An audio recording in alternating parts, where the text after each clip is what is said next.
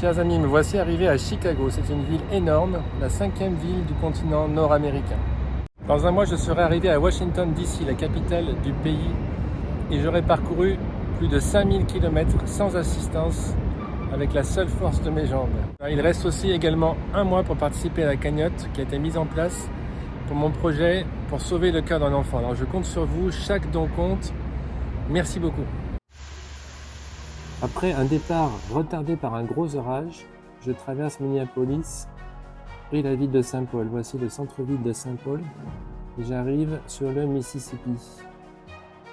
Il y a eu de fortes pluies récemment. Le niveau du fleuve est monté et les zones marécageuses ont été envahies d'eau et inondées. C'était un peu compliqué de passer. Il y avait une digue en sable qui avait été faite pour protéger les berges et je me retrouve à nouveau sur les bords du fleuve Mississippi, malheureusement pas très longtemps. Quel contraste entre cette usine et les fleurs. Voilà, j'ai rencontré quelques cyclistes et j'ai pu me réfugier dans un restaurant mexicain avant l'orage.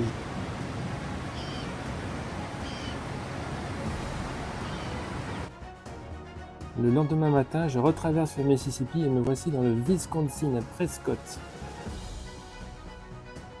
La vue est magnifique sur le Mississippi, malheureusement il fait tellement chaud que j'ai dû m'arrêter à Maiden Rock pour manger.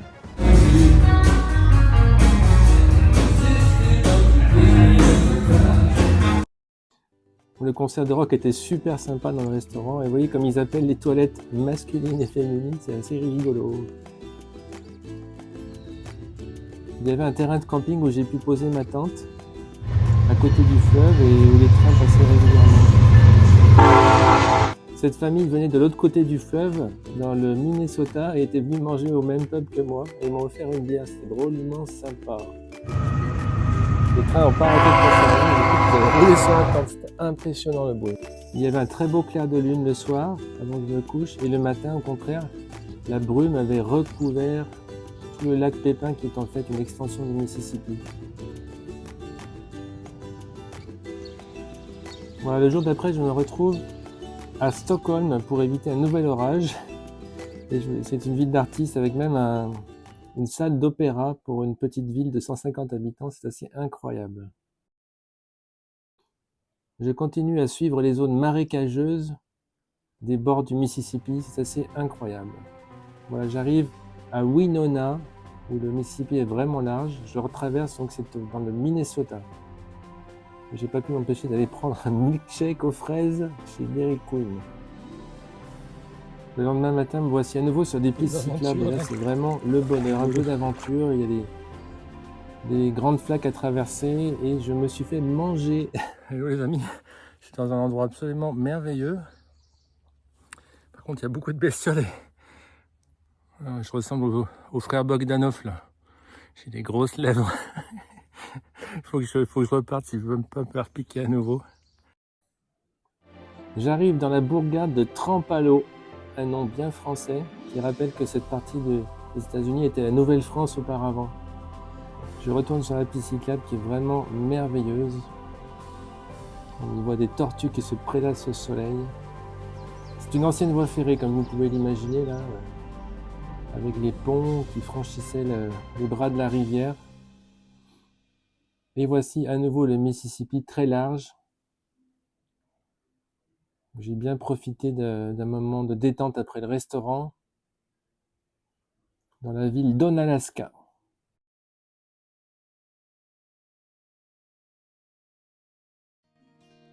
Près de cette ancienne gare à Sparta débute une magnifique piste cyclable avec plusieurs tunnels. Voilà, les gens s'arrêtent parce que c'était très boueux à l'intérieur. Voilà, moi je n'étais pas encore rentré, je suis un peu le fier. Voilà, il faut marcher à pied parce que c'est trop dangereux, le risque de chute est trop important. Et plein de cyclistes sympas, c'était vraiment sympa. Ici, il y a un papillon de nuit qui s'appelle un moth. Obstacle sur la piste cyclable. Bon, j'ai réussi à passer cet arbre, je sais pas comment j'ai fait. Bon, j'aurais pas aimé me le prendre sur la courge lui. Je fais souvent des belles rencontres avec des cerfs, des daims, des chevreuils, mais c'est toujours très difficile à filmer. Et il y a ce cousin du lys martagon qui est le lys du Michigan. Voilà, j'arrive en bord de ville et je rencontre ce groupe de cyclistes féminines avec qui j'ai pas mal parlé. Et c'est le début d'une nouvelle journée très vallonnée. Parfois, les pourcentages sont tellement raides que je le fais à pied, c'est trop difficile autrement. Oh, ce papillon était magnifique. Alors ça, c'est la grange typique du Wisconsin. Journée très difficile, j'étais bien fatigué. Me voici dans la ville de Sycamore où j'ai mangé de très bonnes côtes de porc. Et je reprends la piste pour me rendre à Batavia chez Sandy et Sean où un drapeau français m'accueille, c'était magnifique. Me voici, bon il manque Evan sur la photo. Il m'avait préparé un vrai festin de sushi, des crudités de salade, miam, incroyablement bon. Et on a été promener Pablo dans un parc à chiens, on a retrouvé plein d'autres chiens, ils se sont amusés comme des fous. Voici des oies sauvages, ainsi qu'une oriole. Oui. Bonne journée, à la prochaine. Au revoir. Bye bye. C'était très difficile de quitter ses amis, mais je dois partir en direction de Chicago car eux aussi ils s'absentent pour prendre des vacances. Et voici Chicago, la mégalopole ultra bruyante.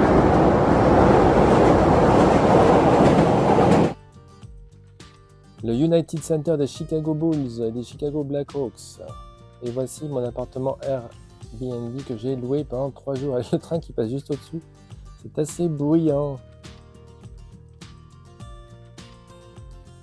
Voilà une petite promenade le long de la Riverwalk sur la rivière Chicago.